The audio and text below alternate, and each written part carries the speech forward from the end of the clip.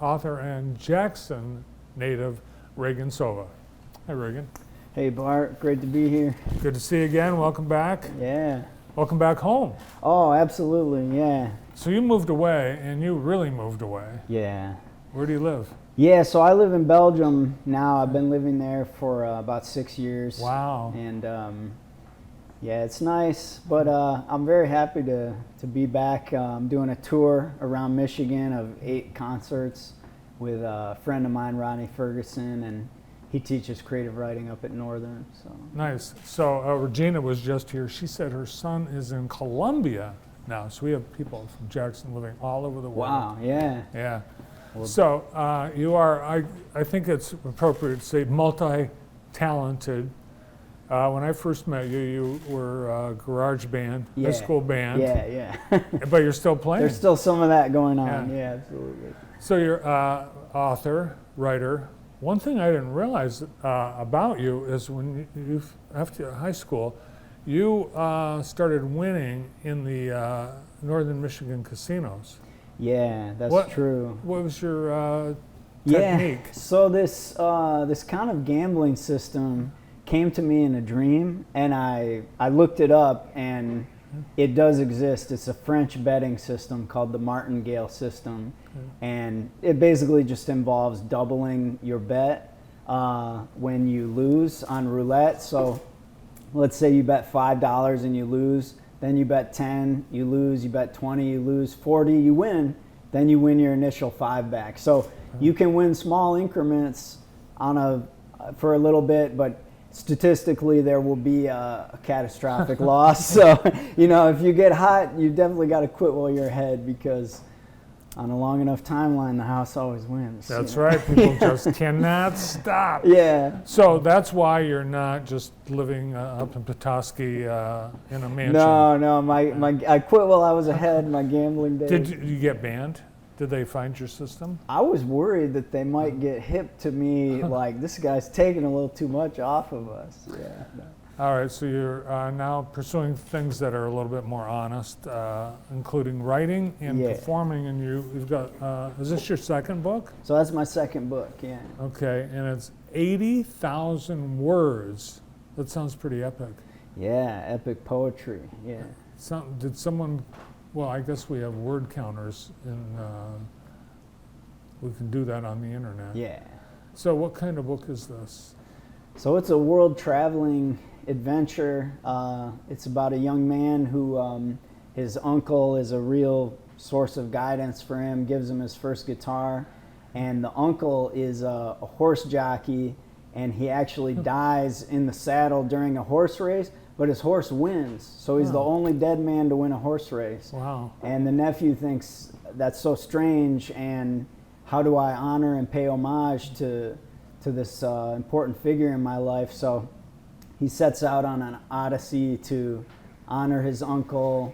Takes place in the 1910s when we begin, so we encounter World War I, the birth of cinema, a lot of history in the book. Wow. Yeah. So it's not an autobiography?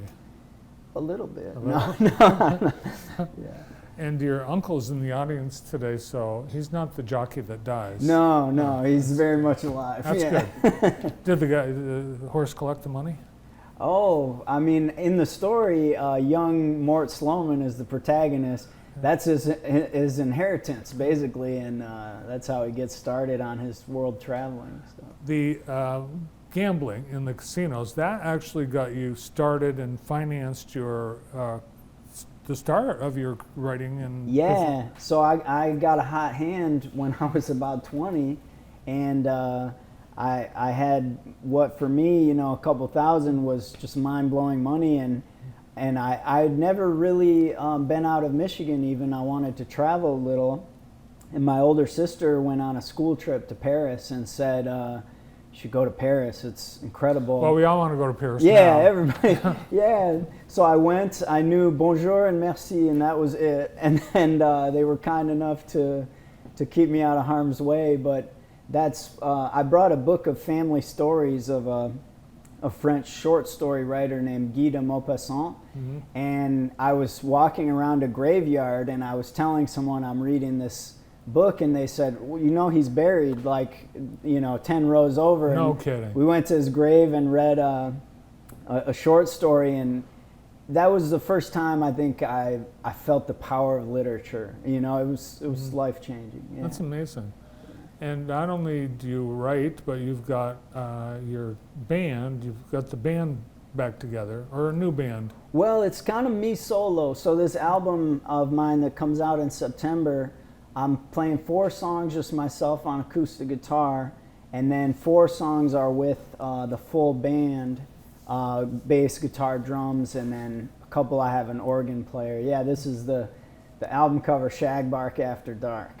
It's the name of the album. So you'll be performing. Are you going to do some of your songs while you're here in Michigan? Definitely, yeah. So I'll perform some songs on acoustic guitar. I'll read some poems from excerpts of Wildcat, maybe a new poem, and I'll be joined by a ton of mega talented special guests, friends of mine, Ronnie Ferguson, Jamie Nikowal, Jim Cherwick from Ypsilanti. And we're tomorrow night, Wednesday, August 7th, at the Iron Bark Brewery here in Jackson. And then the following night, August 8th, Thursday, at Struck Studio in Lansing, a great little art gallery. And then Saturday night in Ypsilanti in Dreamland. And then we're heading up north to the UP. So yeah. Some of your songs are inspired by your growing up days in Jackson. Yeah. Like what? What did you draw inspiration from? Yeah, so one song on the album is it's called Traveler's Pen, and it's really inspired by the Dahlem Center, and I loved going out there. They were here today. I saw that on the docket. I was like, it's a double honor to be here. So yeah, Dahlem Center has been big in my life, and yeah, just being among the trees with a good book, and just hearing them sway, and there's a line, all the dreams inside the trees, and yeah, so that's inspired by that. Did you get inspired to write any song about having your senior pictures taken here? Ooh, I'm still working on, talk about an epic. That's what that needs, yeah. So what the book and your music is described as dark, vivid, and beautiful world. What's the dark part? Ooh, yeah, I think the darkness could just be from dreams, some things that I've seen maybe in my life, been in a few areas that were rough around the edges. Have had some family tragedy. I lost my father when I was younger, and my mother had a really bad illness. So things like that, but with my work, I kind of consider myself as coming out of that American Woody Guthrie tradition, where even if you're in a Great Depression and things are hard and dark, we hold on to the spark of hope. And even with this book, Honoring the Dead, we see how honoring the dead can give meaning to the living. And so, yeah, that's kind of where the darkness is woven in. So in Belgium, do you have a day job? I do, yeah. I'm a writer and an editor there for some institutional clients, college professors who are writing books. I'll edit their books. I do quite a bit of work with my wife's think tank. So she's an animal lawyer, and I help her with grant writing, books she's working on.